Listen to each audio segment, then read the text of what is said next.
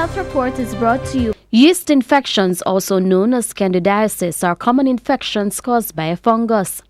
Yeast infections usually happen in certain parts of the body, such as the mouth and moist areas of the skin. Essentially what it is that it's an infection that is caused by a particular type of germ, which is a fungus. There are different types of germs. There are viruses, bacteria, and fungus.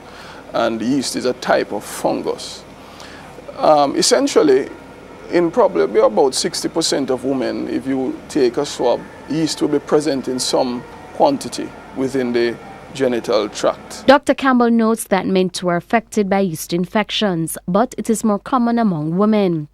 The infections are not considered sexually transmitted infections. However, women who are pregnant, use birth control pills, have diabetes, have a weakened immune system due to HIV infection, on steroids or chemotherapy, are more likely to get the infection. The severe itching, the burning, the discomfort can disrupt the woman's daily functions.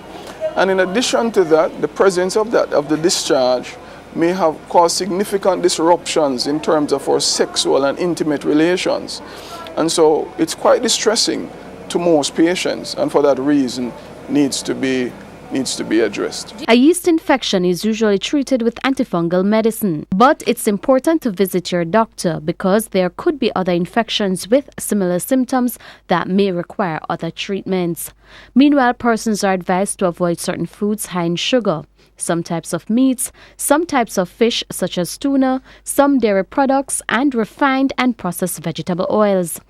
Garlic and yogurt, however, helps in preventing the condition. With your health report, I'm Shamela Mitchell wishing you good health. Health Report is brought to you by